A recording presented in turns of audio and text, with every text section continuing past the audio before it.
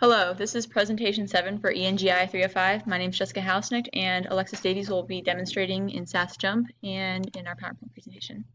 So today we're going to be talking about reliability and survival. So first we're going to be talking about how it's used. We're going to demonstrate how to use it in SAS Jump for analyzing the reliability and survival charts and graphs, showing the procedures for getting the results, and then we're going to be discussing the results, analyzing and inferring their meaning in the reliability world. So, the reliability and survival package in SAS Jump is used to analyze the lifespan of a product to improve reliability and quality.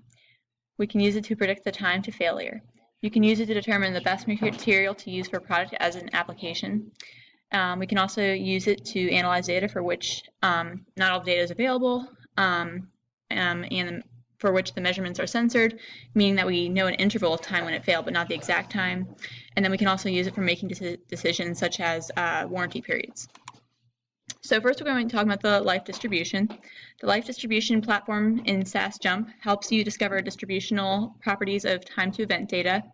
You can fit different models to determine which model best predicts time at which a failure will occur. We will use the FAN dataset in Jump to discuss the life distribution analysis. We will look at one model of the data.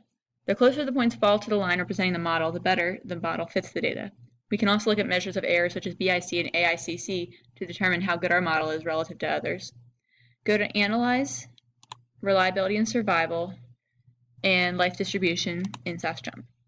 Put time in the Y field, sensor in the sensor field, then click OK. We can click on different models to see how they fit the data. We're going to look at a log normal model. The probability plot shows us that the data points fit reasonably well to the model fit. The shaded parts of this model show the confidence intervals of the model. The quantile profiler tells us that the median estimate of failure time is over 25,000 with the log normal fit. We can also analyze several models at once and look at the BIC and AICC for each. The one with the lowest BIC and AICC is the best fit of the data. Now we're going to look at the Fit Y by X platform. The Fit Y by X platform in reliability and survival allows us to examine one independent variable, or accelerating factor, to predict the time until failure or time until sensor. In this video, we will be looking at the default data set, and temperature will be used to gauge failure time in with this data set. Go to Analyze, Reliability and Survival, Fit Life by X.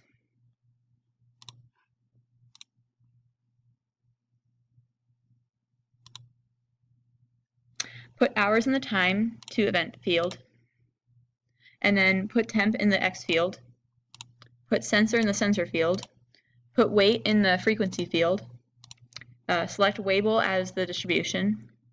This measures the likelihood, and then click OK. Now click Yes. This scatter plot shows us that measurements were taken at 3 different temperatures, 40 degrees, 60 degrees, and 80 degrees. 10 degrees is the baseline. And then this non-parametric overlay shows us at higher temperatures there is greater probability of failure. And we know failures increase over time, but higher temperatures seem to accelerate this, as 80 degrees appears to be the line that's most far up in the graph. The recurrence analysis process allows us to analyze the cumulative frequency or cost of repairs as units age.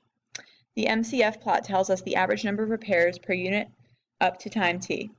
Since it is cumulative, we expect the MCF plot to be increasing as time increases. The slope will tell us the rate at which the cost is increasing, where the MCF is 1 indicates the age at which it will need repair. We will be analyzing the diesel ship engines dataset from Jump. This dataset looks at 2 engines and the times at which repairs occur for the engines Grampus 4 and Half Peak 4. With this platform, we should also be able to figure out the number of repairs that will need to occur at a given age for each of the ships using a prediction profiler. So over in SAS, go to Analyze, Reliability and Survival, and Recurrence Analysis. Put event time in Y. Since we are giving an event timestamp, we need to put an orange time in the timestamp in the start field. And then we also need to put an end time in the end field. Then we also need to put system ID in the label field and grouping field. And then finally, we'll adjust the age scaling to have date time to hour. Click OK. The MCF plot tells us that the Grampus 4 ship is very consistent in the amount of repairs it will need as time increases, as shown by the linear-like upward trend. It initially has more repairs for lower times than the Half-Peak 4. However, around 19,000, when the Half-Peak 4 ship slope steepens, the model looks more exponential, and then the Half-Peak 4 ship becomes less efficient, requiring more repairs than the Grampus 4 engine. The MCF increases dramatically. This means that the average number of repairs per unit will be greater up until time t. We can also predict the number of repairs needed after a certain amount of time out in service by going up to recurrence analysis, clicking on fit model, putting system ID in the scale effects, and also in the shape effects, and then clicking fit model.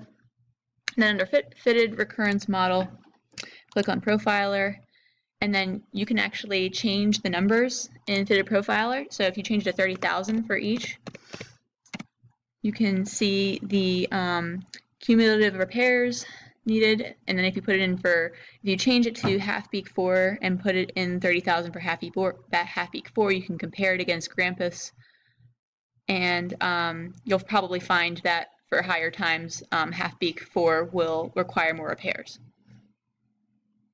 So that concludes our presentation. My name is Jessica Hausnecht, and this is Alexis presenting. So thank you for taking the time to listen to our video. Have a good day.